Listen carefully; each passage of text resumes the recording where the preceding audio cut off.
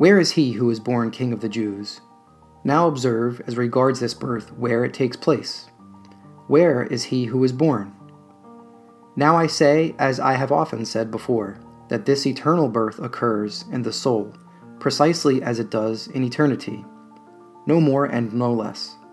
For it is one birth, and this birth occurs in the essence and ground of the soul. Now certain questions arise. First of all, since God is in all things as intelligence, and is more truly in them than they are in themselves, and more naturally, and since wherever God is, there he must work, knowing himself and speaking his word, in what special respects, then, is the soul better fitted for this divine operation than other than rational creatures, in which God also is? Pay attention to the explanation. God is in all things as being, as activity, as power, but he is fecund in the soul alone. For though every creature is a vestige of God, the soul is the natural image of God. This image must be adorned and perfected in this birth. No creature but the soul alone is receptive to this act, this birth. Indeed, such perfection as enters the soul, whether it be divine, undivided light, grace, or bliss, must enter the soul through this birth, and in no other way. Just await this birth within you, and you shall experience all good and all comfort, all happiness, all being, and all truth.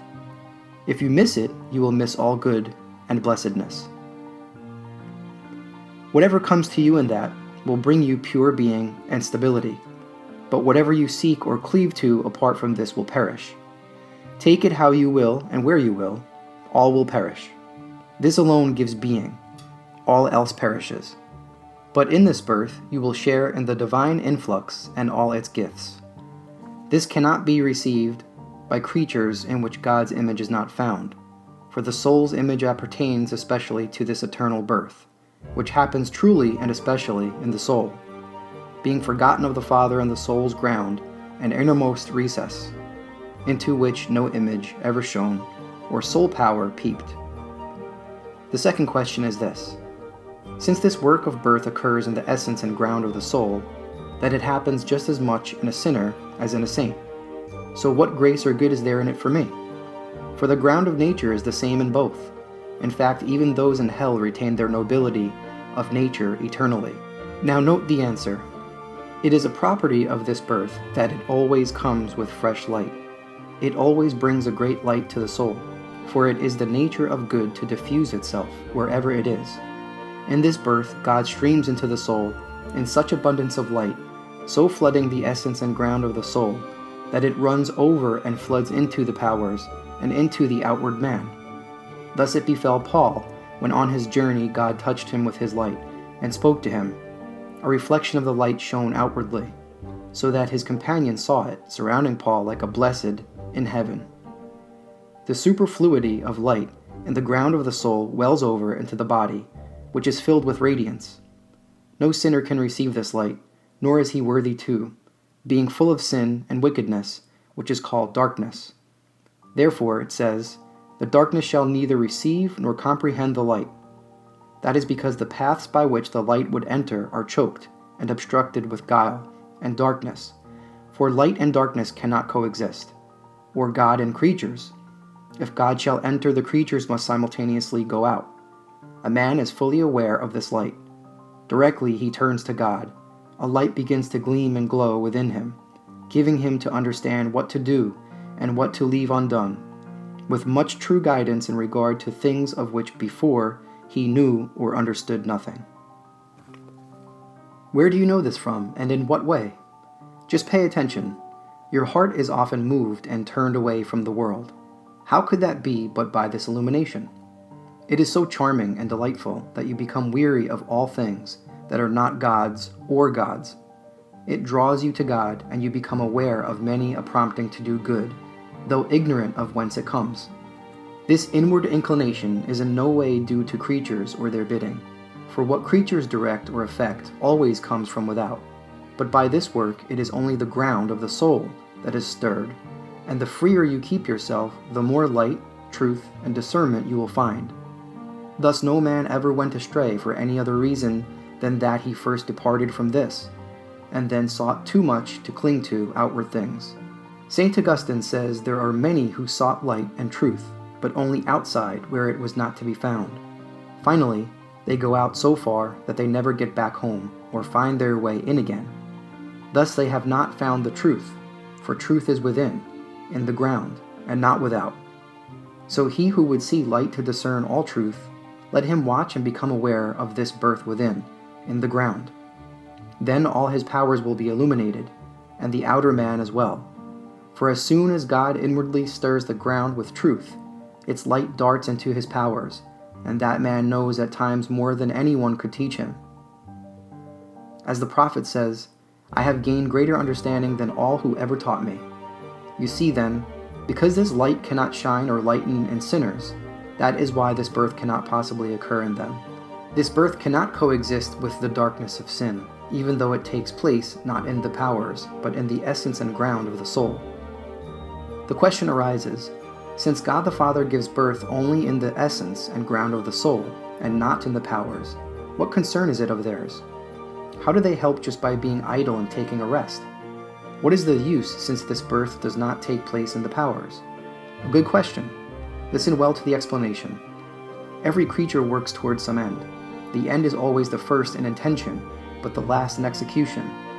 Thus too God in all his works has a most blessed end in view, namely himself, to bring the soul and all her powers into that end, himself. For this, all God's works are wrought. For this, the Father bears his Son in the soul, so that all the powers of the soul shall come to this. He lies in wait for all that the soul contains, bidding all to this feast at his court. But the soul is scattered abroad among her powers, and dissipated in the action of each. The power of sight in the eye, the power of hearing in the ear, the power of tasting in the tongue. Thus her ability to work inwardly is enfeebled, for a scattered power is imperfect.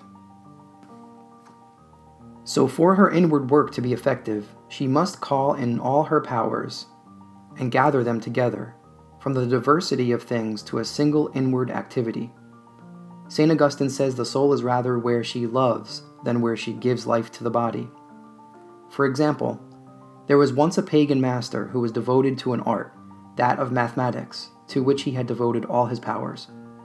He was sitting by the embers making calculations and practicing this art, when a man came along who drew a sword, and not knowing that it was the master, said, "Quick, tell me your name or I'll kill you." The master was too absorbed to see or hear the foe, or to catch what he said. He was unable to utter a word, even to say, "My name is so-and-so." And so the enemy, having cried out several times and got no answer, cut off his head. And this was to acquire a mere natural science. How much more then should we withdraw from all things, in order to concentrate all our powers on perceiving and knowing the one infinite, uncreated, eternal truth? To this end, then, assemble all your powers, all your senses, your entire mind and memory. Direct them into the ground where your treasure lies buried. But if this is to happen, realize that you must drop all other works. You must come to an unknowing if you would find it.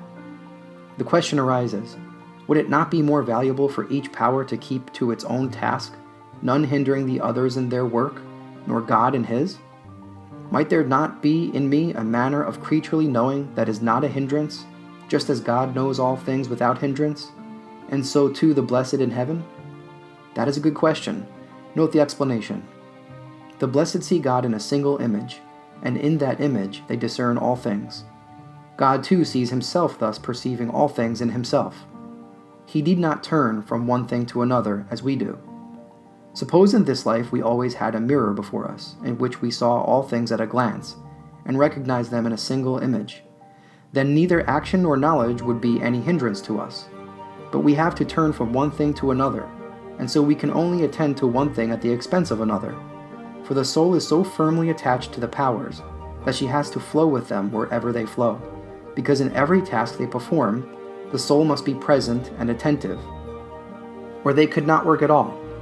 If she is dissipated by attending to outward acts, this is bound to weaken her inward work. For at this birth God needs and must have a vacant, free, and unencumbered soul, containing nothing but himself alone, and which looks to nothing and nobody but him. As to this Christ says, "Whoever loves anything but me, whoever loves father and mother, or many other things is not worthy of me. I did not come upon earth to bring peace, but a sword, to cut away all things, to part you from sister, brother, mother, child, and friend, that in truth you are foes. For whatever is familiar to you is your foe. If your eye wanted to see all things, and your ear to hear all things, and your heart to remember all things, then indeed your soul would be dissipated in all these things. Accordingly, a master says, to achieve an interior act, a man must collect all his powers as if into a corner of his soul, where hiding away from all images and forms he can get to work. Here he must come to a forgetting and an unknowing. There must be a stillness and a silence for this word to make itself heard. We cannot serve this word better than in stillness and in silence. There we can hear it, and there too we will understand it aright, in the unknowing. To him who knows nothing, it appears and reveals itself. Another question arises. You might say, Sir, you place all our salvation in ignorance. That sounds like a lack. God made man to know, as the prophet says, Lord, make them know. Where there is ignorance, there is a lack. Something is missing. A man is brutish, an ape, a fool, and remains so long as he is ignorant. But here we must come to a transformed knowledge, and this unknowing must not come from ignorance, but rather from knowing we must get to this unknowing. Then we shall become knowing with divine knowing, and our unknowing will be ennobled and adorned with supernatural knowing. And through holding ourselves passive in this, we are more perfect than if we were active. That is why one master declares that the sense of hearing is nobler than that of sight. For we learn more wisdom by hearing than by seeing, and in it live the more wisely. We hear of a pagan master who lay dying. His disciples discussed in his presence some noble art, and dying though he was, he lifted up his head to listen, saying, Oh, let me learn this art now, that I may rejoice in it forever. Hearing draws in more, but seeing rather leads outward. The very act of seeing does this. Therefore, in eternal life we shall rejoice far more in our power of hearing than in that of sight. For the act of hearing the eternal word is within me, but the act of seeing goes forth from me. In hearing I am passive, but in seeing I am active. But our bliss lies not in our activity, but in being passive to God. For just as God is more excellent than creatures, by so much is God's work more excellent than mine. It was from his immeasurable love that God set our happiness in suffering, for we undergo more than we act, and receive incomparably more than we give. And each gift that we receive prepares us to receive yet another gift, indeed a greater one, and every divine gift further increases our receptivity and the desire to receive something yet higher and greater. Therefore, some teachers say that it is in this respect the soul is commensurate with God. For just as God is boundless in giving, so too the soul is boundless in receiving or conceiving. And just as God is omnipotent to act, so too the soul is no less profound to suffer, and thus she is transformed with God and in God. God must act, and the soul must suffer. He must know and love himself in her. She must know with his knowledge and love with his love, and thus she is far more with what is his than with her own. And so too her bliss is more dependent on his action than on her own. The pupils of Dionysus asked him why Timothy surpassed them in all perfection. Dionysus replied, Timothy is a God-suffering man. Whoever is expert at this could outstrip all men. In this way your unknowing is not a lack, but your chief perfection, and your suffering your highest activity. And so in this way you must cast aside all your deeds and silence your faculties if you really wish to experience this birth in you. If you would find the newborn king, you must outstrip and abandon all else that you might find, that we may outstrip and cast behind us all things unpleasing to the newborn king. May he help us who became a human child, in order that we might become the children of God. Amen.